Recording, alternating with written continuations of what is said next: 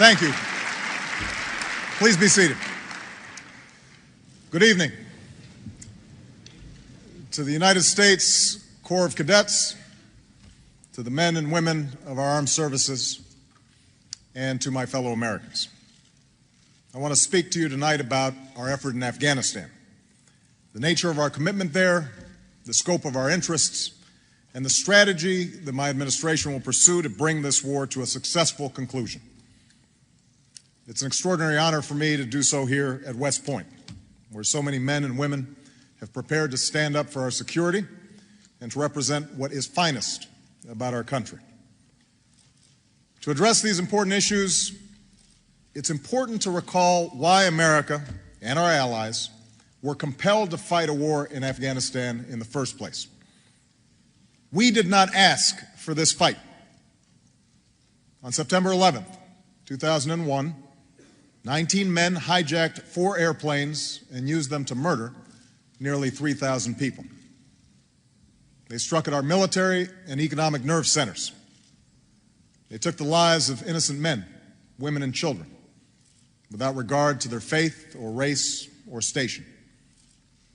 Were it not for the heroic actions of passengers on board one of these flights, they could have also struck at one of the great symbols of our democracy in Washington and killed many more. As we know, these men belonged to Al-Qaeda, a group of extremists who have distorted and defiled Islam, one of the world's great religions, to justify the slaughter of innocents. Al-Qaeda's base of operations was in Afghanistan, where they were harbored by the Taliban, a ruthless, repressive, and radical movement that seized control of that country after it was ravaged by years of Soviet occupation and civil war, and after the attention of America and our friends had turned elsewhere. Just days after 9/11, Congress authorized the use of force against Al-Qaeda and those who harbored them, an authorization that continues to this day. The vote in the Senate was 98 to nothing. The vote in the House was 420 to 1. For the first time in its history, the North Atlantic Treaty Organization invoked Article 5, the commitment that says an attack on one member nation is an attack on all. And the United Nations Security Council endorsed the use of all necessary steps to respond to the 9/11 attacks. America, our allies, and the world were acting as one to destroy Al-Qaeda's terrorist network and to protect our common security. Under the banner of this domestic unity and international legitimacy, and only after the Taliban refused to turn over Osama bin Laden, we sent our troops into Afghanistan.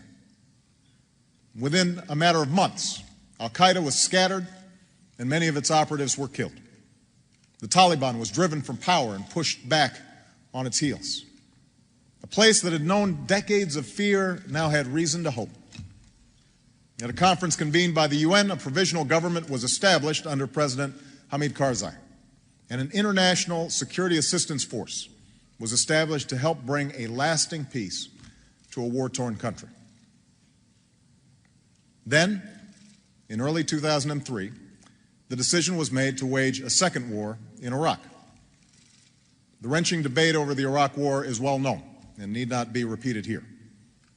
It's enough to say that for the next 6 years, the Iraq War drew the dominant share of our troops, our resources, our diplomacy, and our national attention, and that the decision to go into Iraq caused substantial rifts between America and much of the world. Today, after extraordinary costs, we are bringing the Iraq War to an irresponsible end. We will remove our combat brigades from Iraq by the end of next summer, and all of our troops by the end of 2011. That we are doing so is a testament to the character of the men and women in uniform.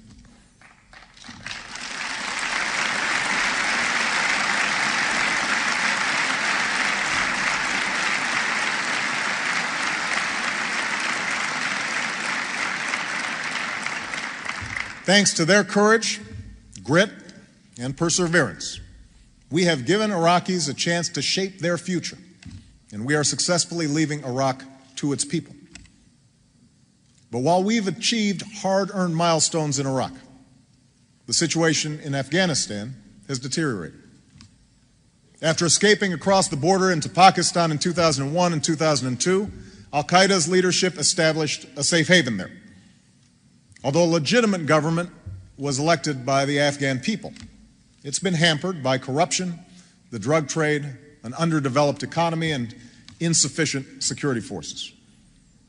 Over the last several years, the Taliban has maintained common cause with al-Qaeda as they both seek an overthrow of the Afghan government.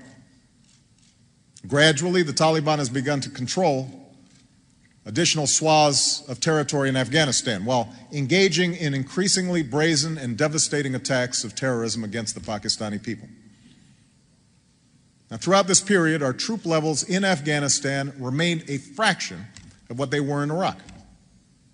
When I took office, we had just over 32,000 Americans serving in Afghanistan, compared to 160,000 in Iraq at the peak of the war.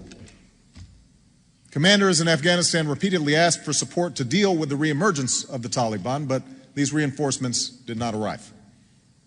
And that's why, shortly after taking office, I approved a long-standing request for more troops. After consultations with our allies, I then announced a strategy recognizing the fundamental connection between our war effort in Afghanistan and the extremist safe havens in Pakistan. I set a goal that was narrowly defined as disrupting, dismantling, and defeating al-Qaeda and its extremist allies, and pledged to better coordinate our military and civilian efforts.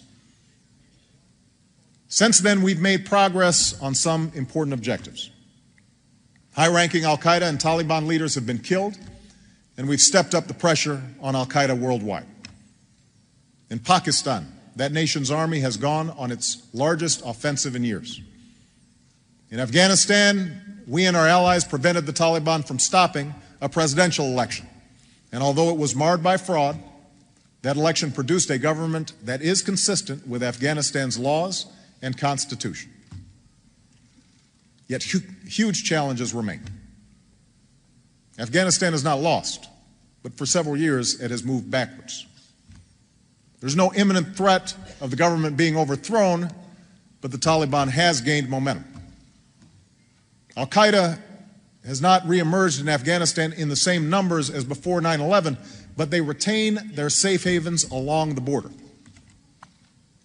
And our forces lack the full support they need to effectively train and partner with Afghan security forces and better secure the population. Our new commander in Afghanistan, General McChrystal, has reported that the security situation is more serious than he anticipated. In short, the status quo is not sustainable. As cadets, you volunteered for service during this time of danger.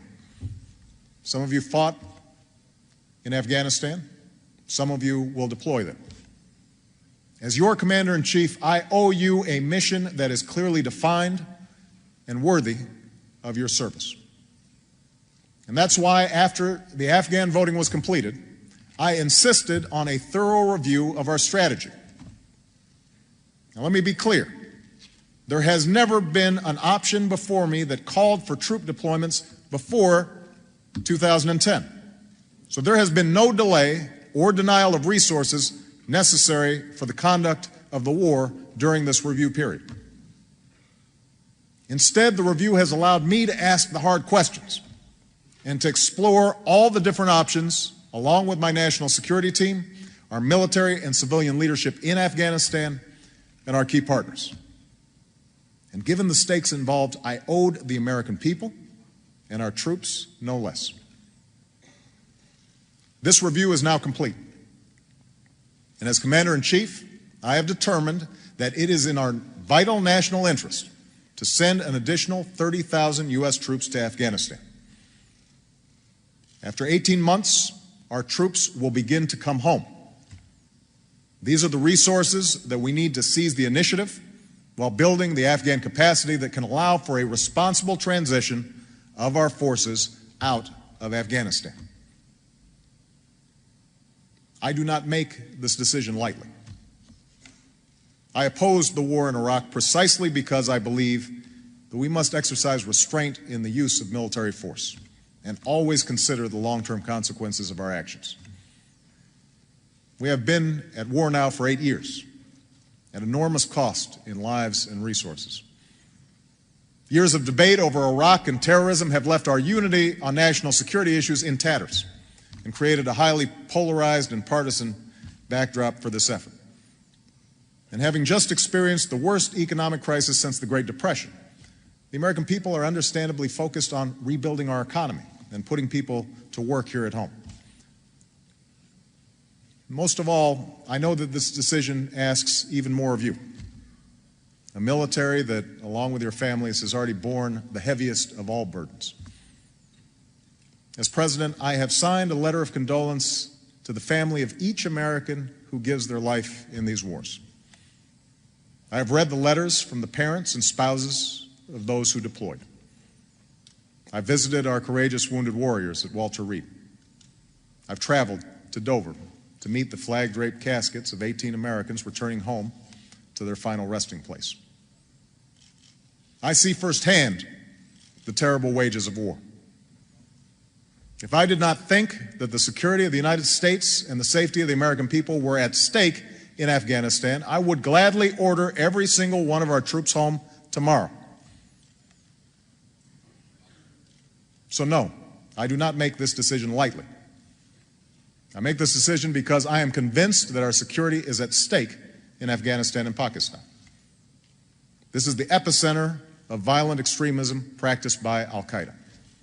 It is from here that we were attacked on 9/11, and it is from here that new attacks are being plotted as I speak. This is no idle danger, no hypothetical threat. In the last few months alone, we have apprehended extremists within our borders who were sent here from the border region of Afghanistan and Pakistan to commit new acts of terror. And this danger will only grow if the region slides backwards, and al-Qaeda can operate with impunity.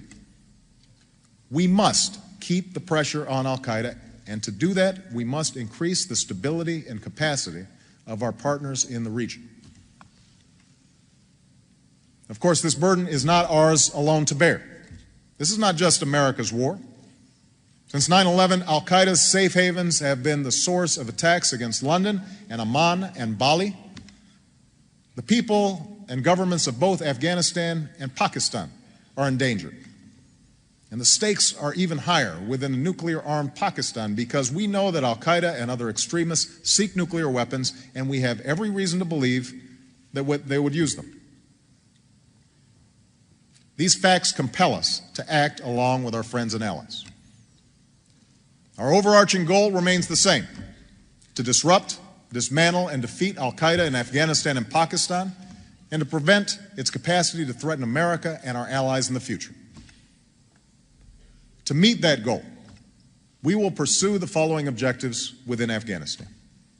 We must deny al-Qaeda a safe haven.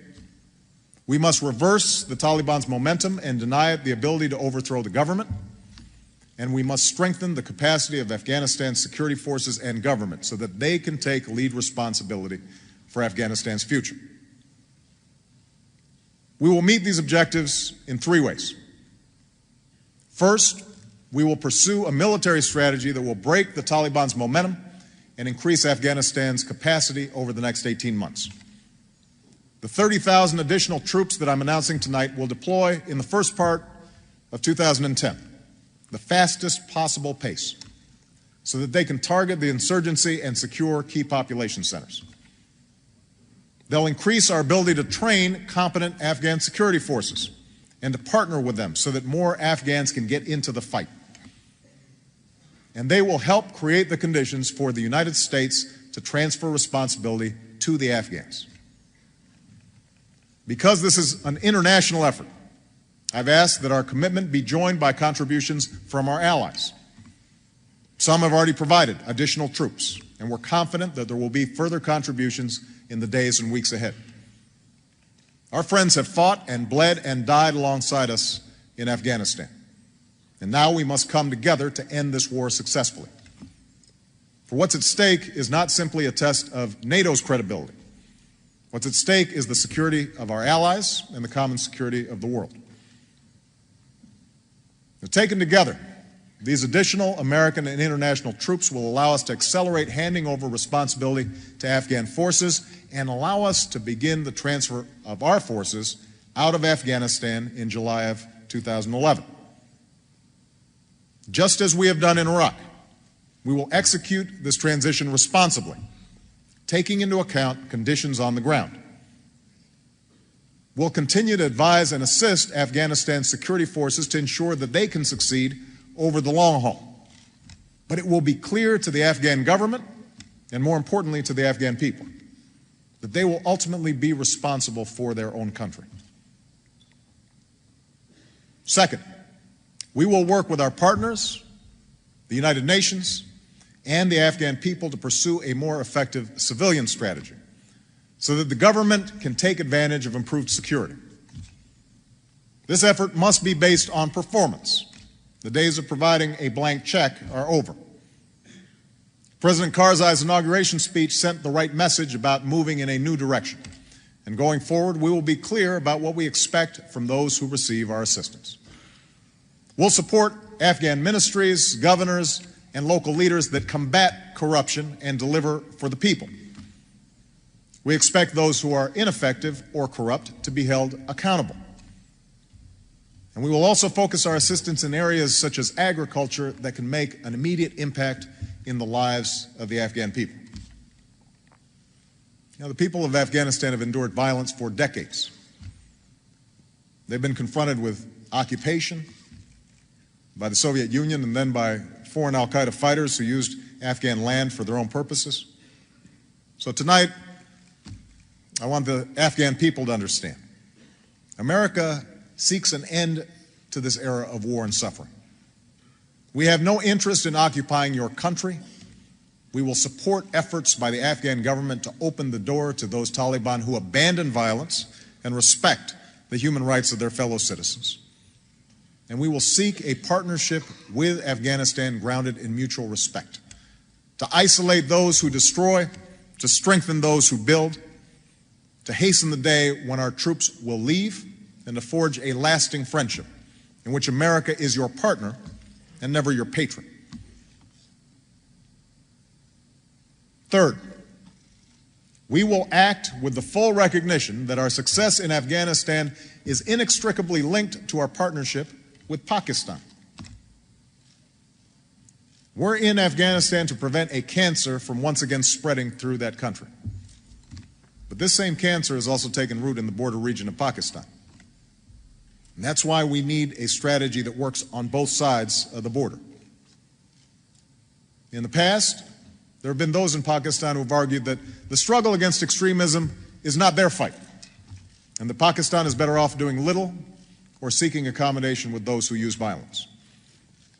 But in recent years, as innocents have been killed from Karachi to Islamabad, it has become clear that it is the Pakistani people who are the most endangered by extremism.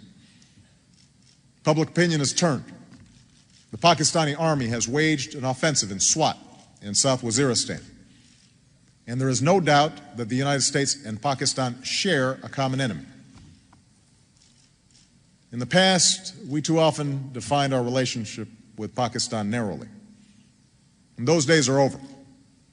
Moving forward, we are committed to a partnership with Pakistan that is built on a foundation of mutual interest, mutual respect, and mutual trust. We will strengthen Pakistan's capacity to target those groups that threaten our countries and have made it clear that we cannot tolerate a safe haven for terrorists whose location is known and whose intentions are clear. America is also providing substantial resources to support Pakistan's democracy and development. We are the largest international supporter for those Pakistanis displaced by the fighting. And going forward, the Pakistan people must know America will remain a strong supporter of Pakistan's security and prosperity long after the guns have fallen silent, so that the great potential of its people can be unleashed. These are the three core elements of our strategy: a military effort to create the conditions for a transition, a civilian surge that reinforces positive action, and an effective partnership with Pakistan. Now, I recognize there are a range of concerns about our approach. So let me briefly address a few of the more prominent arguments that I've heard, and which I take very seriously. First, there are those who suggest that Afghanistan is another Vietnam. They argue that it cannot be stabilized, and we're better off cutting our losses and rapidly withdrawing. I believe this argument depends on a false reading of history. Unlike Vietnam, we are joined by a broad coalition of 43 nations that recognizes the legitimacy of our action. Unlike Vietnam, we are not facing a broad-based popular insurgency. And most importantly, unlike Vietnam, the American people were viciously attacked from Afghanistan and remain a target for those same extremists who are plotting along its border. To abandon this area now and to rely only on efforts against al-Qaeda from a distance would significantly hamper our ability to keep the pressure on al-Qaeda and create an unacceptable risk of additional attacks on our homeland and our allies. Second, there are those who acknowledge that we can't leave Afghanistan in its current state, but suggest that we go forward with the troops that we already have. But this would simply maintain a status quo in which we muddle through and permit a slow deterioration of conditions there. It would ultimately prove more costly and prolong our stay in Afghanistan because we would never be able to generate the conditions needed to train Afghan security forces and give them the space to take over. Finally, there are those who oppose identifying a time frame for our transition to Afghan responsibility. Indeed, some call for a more dramatic and open-ended escalation of our war effort, one that would commit us to a nation-building project of up to a decade. I reject this course because it sets goals that are beyond what can be achieved at a reasonable cost and what we need to achieve to secure our interests. Furthermore, the absence of a time frame for transition would deny us any sense of urgency in working with the Afghan government. It must be clear that Afghans will have to take responsibility for their security and that America has no interest in fighting an endless war in Afghanistan. As president, I refuse to set goals that go beyond our responsibility, our means, or our interests. And I must weigh all of the challenges that our nation faces. I don't have the luxury of committing to just one. Indeed, I'm mindful of the words of President Eisenhower, who, in discussing our national security, said, "Each proposal must be weighed in the light of a broader consideration, the need to maintain balance in and among national programs." Over the past several years, we have lost that balance. We failed to appreciate the connection between our national security and our economy. In the wake of an economic crisis, too many of our neighbors and friends are out of work and struggle to pay the bills. Too many Americans are worried about the future facing our children. Meanwhile, competition within the global economy has grown more fierce, so we can't simply afford to ignore the price of these wars. All told, by the time I took office, the cost of the wars in Iraq and Afghanistan approached $1 trillion. Going forward, I am committed to addressing these costs openly and honestly. Our new approach in Afghanistan is likely to cost us roughly $30 billion for the military this year. And I'll work closely with Congress to address these costs as we work to bring down our deficit.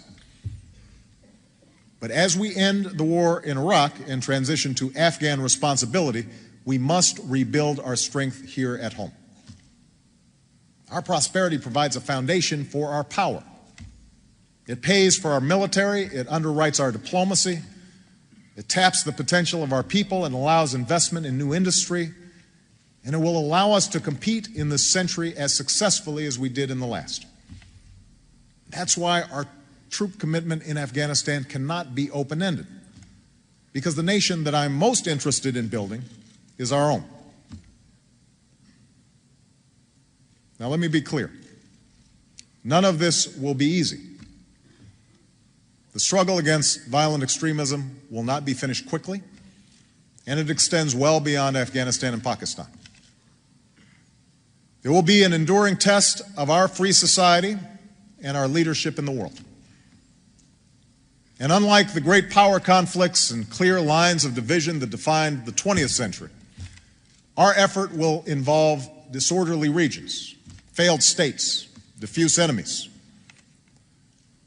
So as a result, America will have to show our strength in the way that we end wars and prevent conflict, not just how we wage wars.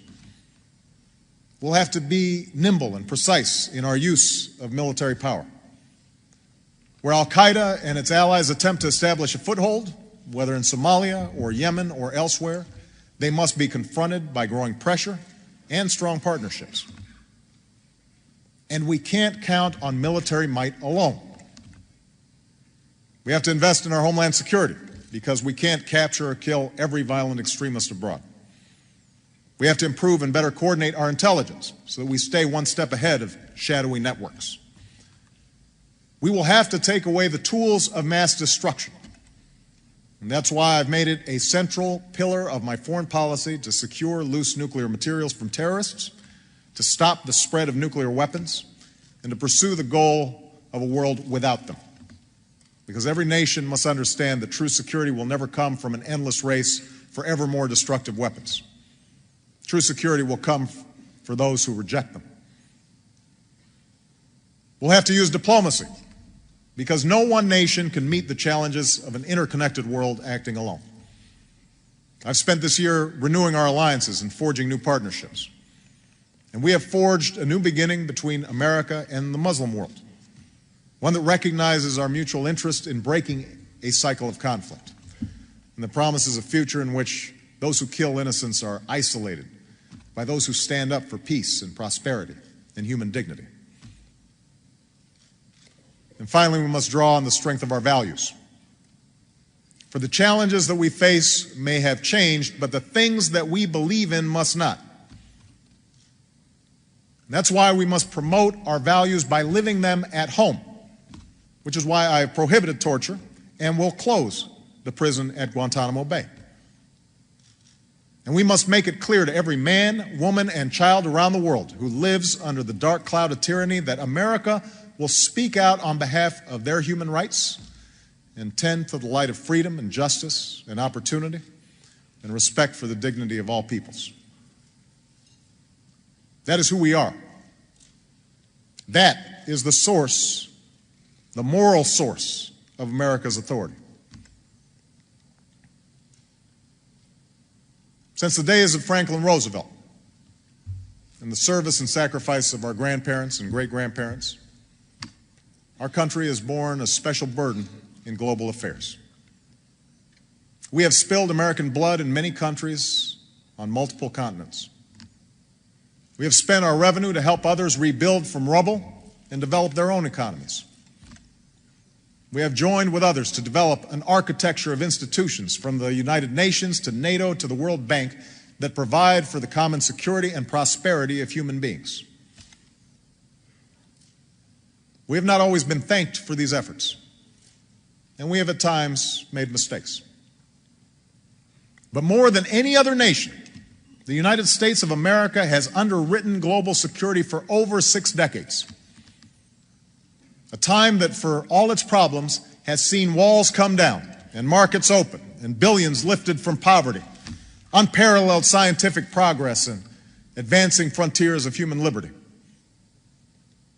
For unlike the great powers of old, we have not sought world domination. Our union was founded in resistance to oppression. We do not seek to occupy other nations. We will not claim another nation's resources or target other peoples because their faith or ethnicity is different from ours. What we have fought for, what we continue to fight for, is a better future for our children and grandchildren, and we believe that their lives will be better if others' peoples, children and grandchildren, can live in freedom and access opportunity.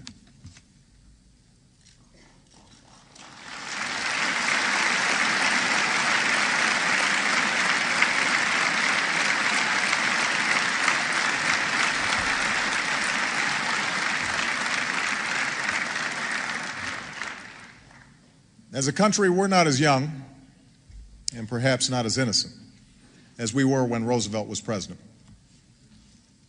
Yet we are still heirs to a noble struggle for freedom. And now we must summon all of our might and moral suasion to meet the challenges of a new age. In the end, our security and leadership does not come solely from the strength of our arms. It derives from our people, from the workers and businesses who will rebuild our economy, from the entrepreneurs and researchers who will pioneer new industries, from the teachers that will educate our children in the service of those who work in our communities at home, from the diplomats and Peace Corps volunteers who spread hope abroad, and from the men and women in uniform who are part of an unbroken line of sacrifice that has made government of the people, by the people, and for the people a reality on this earth.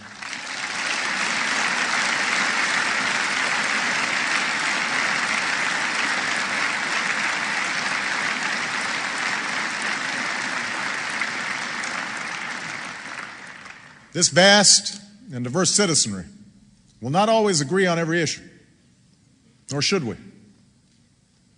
But I also know that we as a country cannot sustain our leadership nor navigate the momentous challenges of our time if we allow ourselves to be split asunder by the same rancor and cynicism and partisanship that has in recent times poisoned our national discourse. It's easy to forget that when this war began, we were united, bound together by the fresh memory of a horrific attack and by the determination to defend our homeland and the values we hold dear. I refuse to accept the notion that we cannot summon that unity again. I believe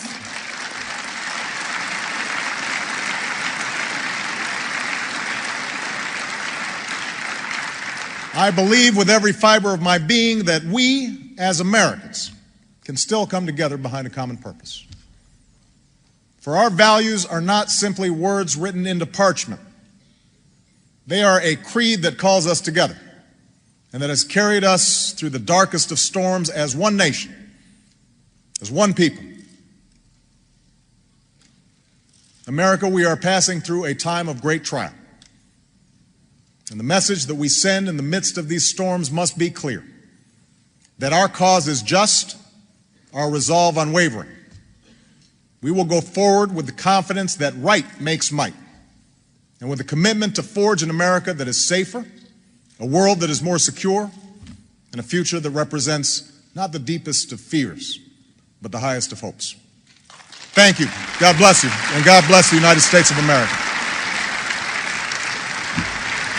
Thank you very much. Thank you.